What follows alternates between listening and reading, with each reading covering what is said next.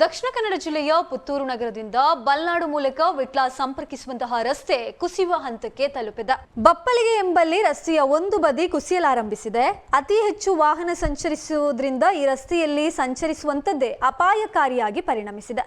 ಕಳೆದ 2 ವರ್ಷಗಳಿಂದ ಈ ಭಾಗದಲ್ಲಿ ರಸ್ತೆ ಇಂಚಿಂಚಿನಂತೆ ಕುಸಿತಾ ಇದ್ದು ದುರಸ್ತಿ ಪಡಿಸುವಂತೆ ಮನವಿ ಮಾಡಿದ್ರೂ ಯಾವುದೇ ರೀತಿಯಾದಂತಹ ಸ್ಪಂದನೆ ಸಿಕ್ಕಿಲ್ಲ. ಇದು ದಕ್ಷಿಣ ಕನ್ನಡ ಜಿಲ್ಲೆಯ ಪುತ್ತೂರು ನಗರದಿಂದ ಬಲ್ನಾಡು ಮೂಲಕ ವಿಟ್ಲ ಸಂಪರ್ಕ ರಸ್ತೆಯಾಗಿದೆ. ಪುತ್ತೂರು ನಗರಸಭೆ ವ್ಯಾಪ್ತಿಗೆ ಬರುವಂತಹ ಈ ರಸ್ತೆಯ 2 ಬದಿಯಲ್ಲಿದ್ದ ಚರಂಡಿಗಳು ಇದೀಗ ಮಾಯ ಆಗಿದೆ. ರಸ್ತೆಯ ಬಪ್ಪಳಿಗೆ ತಿರುವಿನಲ್ಲಿ ಒಂದು ಭಾಗದ ರಸ್ತೆ ನಿರಂತರ ಕುಸಿಯಲು ಆರಂಭಗೊಂಡಿದೆ. ಅತ್ಯಂತ ಕಡಿದಾದ ರಸ್ತೆಯ ಒಂದು ಭಾಗ ಕುಸಿಯಲು ಆರಂಭಿಸಿರುವಂತದ್ದು ವಾಹನ ಚಾಲಕರಲ್ಲಿ ಮತ್ತು ಸಾರ್ವಜನಿಕರಲ್ಲಿ ಆತಂಕಕ್ಕೆ ಕಾರಣ ಆಗಿದೆ. ಹೆಚ್ಚಿನ ವಾಹನದ ದಟ್ಟಣೆ ಇರುವಂತಹ ಈ ರಸ್ತೆಯು ಕುಸಿಯಲಾರಂಭಿಸಿದ್ದು ಅನಾಹುತ ಸಂಭವಿಸುವ ಮೊದಲು ಸಂಬಂಧಪಟ್ಟಂತಹ ಇಲಾಖೆ ಕ್ರಮವನ್ನ ಕೈಗೊಳ್ಳಬೇಕೆಂದು ಸಾರ್ವಜನಿಕರು ಆಗ್ರಹಿಸಿದ್ದಾರೆ. ರಸ್ತೆಯನ್ನ ಕೆಲವು ವ್ಯಕ್ತಿಗಳು ಅತಿಕ್ರಮಣ ಮಾಡಿ ಚರಂಡಿಗೂ ಮಣ್ಣು ಹಾಕಿರುವ ಕಾರಣ ರಸ್ತೆ ಕಿರಿದಾಗಿ ಪ್ರತಿದಿನವೂ ಒಂದಲ್ಲ ಒಂದು ಅಪಘಾತಗಳು ಸಂಭವಿಸ್ತಾ ಇದೆ. ಇತ್ತೀಚೆಗೆ ಇಲ್ಲಿ ಸಂಭವಿಸಿದ ಅಪಘಾತದಲ್ಲಿ ಓರ್ವ ಬೈಕ್ ಸವಾರ ಕುಸಿದು ಸ್ಥಳದಿಂದ ಸುಮಾರು 25 ಅಡಿ ಆಳಕ್ಕೆ ಬಿದ್ದು ಗಾಯಗೊಂಡಿರುವ ಘಟನೆ ಕೂಡ ನಡೆದಿದೆ. ಹಲವು ಬಾರಿ ನಗರಸಭೆಗೆ ಕುಸಿತಾ ಇರುವ ಈ ಭಾಗಕ್ಕೆ ತಡೆಗೋಡೆ ನಿರ್ಮಿಸುವಂತೆ ಮನವಿ ಮಾಡಿದ್ರು.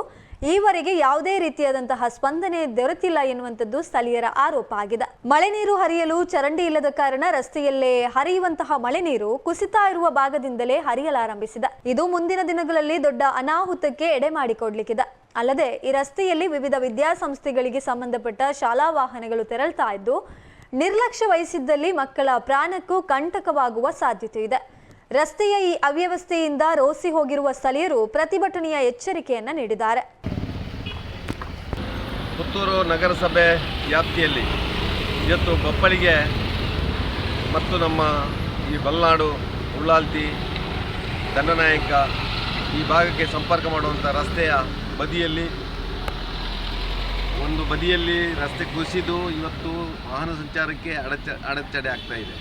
ಮತ್ತೊಂದು ಬದಿಯಲ್ಲಿ ಪಕ್ಕದ ಜಾಗದವರು ಆ ಚರಂಡಿಗೆ ಮಣ್ಣು ಹಾಕಿ ಅಲ್ಲಿ ರಸ್ತೆ ಎನ್ಕ್ರೋಚ್ಮೆಂಟ್ ಮಾಡುವಂಥ ಕೆಲಸವನ್ನು ಮಾಡಿದ್ದಾರೆ.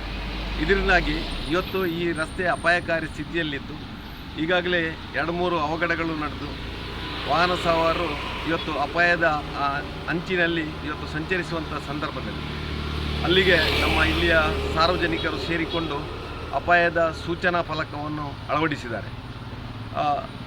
ಇವತ್ತು ನಗರಸಭೆ ಎಚ್ಚೆತ್ತುಕೊಳ್ಳದಿದ್ದರೆ ಈ ಭಾಗದಲ್ಲಿ ಇನ್ನೊಂದಷ್ಟು ಅನಾಹುತಗಳು ನಡೆಯಲಿಕ್ಕಿದೆ.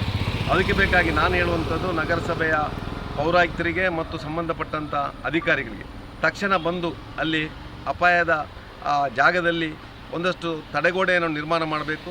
ಅದೇ ರೀತಿಯಲ್ಲಿ ಯಾರು ಮಣ್ಣು ಹಾಕಿ ಆ ರಸ್ತೆ ಎನ್ಕ್ರೋಚ್ಮೆಂಟ್ ಮಾಡಿದಾರೋ ಆ ಮಣ್ಣನ್ನು ತೆಗೆದು ಅಗಲೀಕರಣ ಮಾಡಿ ವಾಹನ ಸಂಚಾರಕ್ಕೆ ಅನುವು ಮಾಡಿಕೊಡಬೇಕು. ಈ ಕೆಲಸವನ್ನು ತಕ್ಷಣ ಮಾಡಬೇಕು. ಇಲ್ಲದಿದ್ದರೆ ಬಹುಶಃ ಈ ಭಾಗದ ಜನರ ಒಟ್ಟಿಗೆ ಸೇರಿಕೊಂಡು ನಾವು ಇಲ್ಲಿ ರಸ್ತೆಯಲ್ಲಿ ಕೂತುಕೊಳ್ಳುವಂಥ ಒಂದು ಅನಿವಾರ್ಯತೆ ಬರ್ಬೋದು ಅಂತೇಳಿ ನಾನು ನಗರಸಭೆಗೆ ಎಚ್ಚರಿಕೆಯನ್ನು ಕೊಡ್ತಾ ಇದ್ದೇನೆ. ಇದೊಂದು 2-3 ವರ್ಷ ಆಯಿತು ಇಲ್ಲಿ ಮುನ್ಸಿಪಾಲಿಟಿಯಲ್ಲಿ ಕಂಪ್ಲೇಂಟ್ ಕೊಡೋದು. ಸುಮಾರು ಸಲ ಕಂಪ್ಲೇಂಟ್ ಕೊಟ್ಟಿದ್ದು, ಯಾರು ಬರುವುದು ಚೀಫ್ ಬಂದು ನೋಡೋದು ಹೋಗೋದು. ಮೊನ್ನೆ ಏಪ್ರಿಲ್ ಟೈಮಲ್ಲಿ 2 ಆಕ್ಸಿಡೆಂಟ್ ಆಗಿದೆ ಇಲ್ಲಿ. ಆಗಿ ಲಾಸ್ಟ್ ಪೊಲೀಸ್ನವರು ಬಂದಿದ್ದಾರೆ. ಪೊಲೀಸ್ನವರು ಕಂಪ್ಲೇಂಟ್ ತಗೊಂಡು ಹೋಗಿದ್ದಾರೆ ರೋಡ್ ಸರಿ ಇಲ್ಲ ಅಂತೇಳಿ. ಆದರೂ ಸಹ ಮಾತಾಡೋದು. ಇಲ್ಲಿಂದ ಬೆಳಿಗ್ಗೆ 9 ಗಂಟೆಗೆ ಸುಮಾರು ಸ್ಕೂಲು ಬಸ್ ಹೋಗ್ತಾ ಉಂಟು. ಆದರೂ ಸಹ ಇಲ್ಲಿಂದ ಜರ್ದಿದೆ. ಯಾರು ಮಾತಾಡೋದು, ಕಣಿ ಬ್ಲಾಕ್ ಆಗಿದೆ. ಆ ಸೈಡಿಂದ ಜರಿತಾ ಉಂಟು. ಯಾರು ಕೇಳುವರಿಲ್ಲ. ಈಗ ಬಿದ್ದರೆ ಎಲ್ಲಿ ಬೀಳ್ಬೋದು? ಆ ಸೈಡ್ ದೊಡ್ಡ ಗುಂಡಿ, 2 ಸೈಡ್ ಬೀಳ್ತದೆ. ಮಕ್ಕಳ ಬಸ್ ಬಂದು ಬಿದ್ದರೆ ಎಷ್ಟು ಟೌನಲ್ಲಿ ಎಷ್ಟು? ಅದೊಂದು ಉಂಟಲ್ಲ 25 ಫೀಟ್ ಮೇಲೆ ಉಂಟು. ಅದು ಬಸ್ ಬಂದು ಬಿದ್ದರೆ ಮಕ್ಕಳಿಗೆ ಮತ್ತೆಲ್ಲ ಪರಿಹಾರ ಮಾಡೋದು. ಅದಕ್ಕೆ ಮೊದಲೇ ಪರಿಹಾರ ಮಾಡುವುದಲ್ಲ, ತಡೆಗೋಡೆ ಕಟ್ಟುವುದಲ್ಲ. ಇದು ಬಸ್ ಬೀಳ್ಲಿಕ್ಕೆ ಕಾದಾಗಿ ಉಂಟು ಇಲ್ಲಿ. ಈಗ ಬಿದ್ದ ಮೇಲೆ ಇವರು ಬಂದು ವಾಪಸ್ ಅದನ್ನು ಬಿದ್ದ ಮೇಲೆ DC ಗೊತ್ತಾಗ್ತದೆ ಇಲ್ಲಿ ಪರಿಹಾರ ಕೊಡ್ಬೇಕಂತ. ಅದಕ್ಕೆ ಮೊದಲೇ ಮಾಡುವುದಲ್ಲ ಇಲ್ಲಿ. ಇದೆಲ್ಲ ಇದು ಒಂದು ಮೇನ್ ರೋಡ್ ನೋಡಿ. ಈ ಮೇನ್ ರೋಡನ್ನೇ ಒಂದು ಸರಿ ಮಾಡದಿದ್ರೆ ಎಲ್ಲಿ ಒಂದು ಒಳ ರಸ್ತೆಗಳನ್ನು ಹೋಗಿ ಅಲ್ಲಿ ತೊಂದರೆ ಕೊಡ್ತಾರೆ ಅವರಿಗೆ. ಕಾಂಪೌಂಡ್ ವಾಲ್ ತೆಗೀರಿ, ಅದು ಮಾಡಿ ಇದು ಮಾಡಿ ನೀವು ರಸ್ತೆಯನ್ನು ಕಿರಿದು ಮಾಡಿದ್ದೀರಿ ಅಂತ. ಈ ಮೇನ್ ರೋಡನ್ನೇ ಸರಿ ಮಾಡದಿದ್ರೆ ಮತ್ತೆ ಇನ್ನು ಇವರು ಯಾವಾಗ ಇದನ್ನು ಸರಿ ಮಾಡೋದು? ಅದರಲ್ಲಿ ನೋಡಿ, ಅಲ್ಲಿ ಆ ಸೈಡಲ್ಲಿ ನೋಡಿ ಫುಲ್ ಕಣಿಯನ್ನೇ ಬ್ಲಾಕ್ ಮಾಡಿದ್ದಾರೆ.